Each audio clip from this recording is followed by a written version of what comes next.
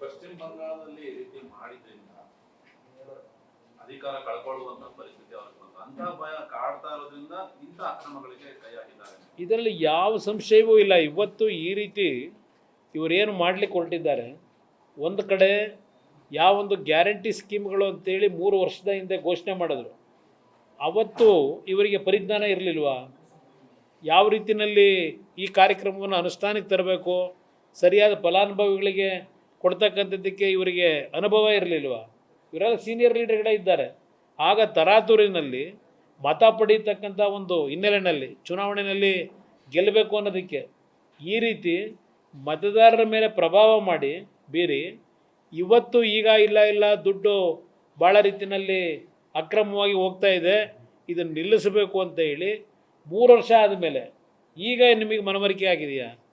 ಇವತ್ತು ಯಾವ ಒಂದು ಜಾತಿಯ ಹೆಸರಿನಲ್ಲಿ ಮತ್ತು ಪ್ರತಿಯೊಬ್ಬರ ಒಂದು ಮಾಹಿತಿಗಳನ್ನು ಸಂಗ್ರಹ ಮಾಡ್ತಾ ಇರತಕ್ಕಂಥದ್ದು, ಅದರ ಜೊತೆಗೆ SIRನಲ್ಲಿ ಅಕ್ರಮ ಮಾಡ್ತಾ ಇರತಕ್ಕಂಥದ್ದು, ಮುಂದಿನ ಚುನಾವಣೆಯಲ್ಲಿ ಈ ನಾಡಿನ ಜನ ನಿಮ್ಮನ್ನು ತಿರಸ್ಕಾರ ಮಾಡ್ತಾರೆ ಅಂತಕ್ಕಂಥ ಒಂದು ಹಿನ್ನೆಲೆಯಲ್ಲೇ ಈ ರೀತಿಯ ಎಲ್ಲ ರೀತಿ ಕಾನೂನು ಬಾಹಿರ ಚಟುವಟಿಕೆಗಳಿಗೆ ಆಸ್ಪದ ಕೊಟ್ಟಿದ್ದೀರಿ. ಒಂದು ಹೇಳ್ತೀನಿ ನಿಮಗೆ, ನಾನು ನಮ್ಮ ಮಾಧ್ಯಮದಲ್ಲಿ ಬರೋದು ನೋಡ್ತಾ ಇರ್ತೀವಿ. ಇವತ್ತು ವೆಸ್ಟ್ ಬೆಂಗಾಲ್ನಲ್ಲಿ 3 ಅವಧಿಗೆ ಮುಖ್ಯಮಂತ್ರಿಯಾಗಿ ಕೆಲಸ ಮಾಡಿದವರು, 3 ಅವಧಿಗೆ 15 ವರ್ಷ.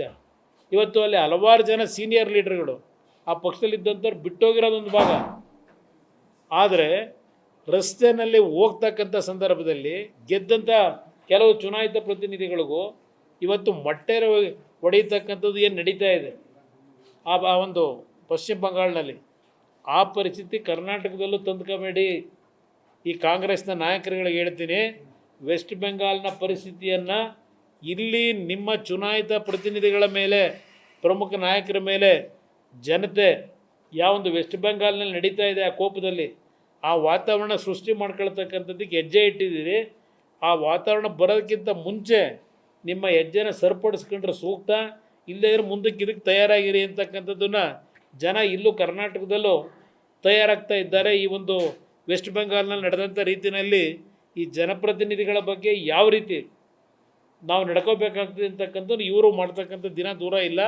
ಎಚ್ಚರಿಕೆ ವಹಿಸ್ಕೊಳ್ಳದೇ ಇದ್ದರೆ ನಿಮಗೆ ಗಂಡಾಂತರ ಕಾದಿದೆ ಅನ್ನೋದನ್ನು ಹೇಳಲಿಕ್ಕೆ ಬಯಸ್ತೀನಿ. ನ್ಯೂಸ್ ಫಸ್ಟ್, ನಿರ್ಭೀತಿಯಿಂದ ನಿಮ್ಮ ಪರವಾಗಿ.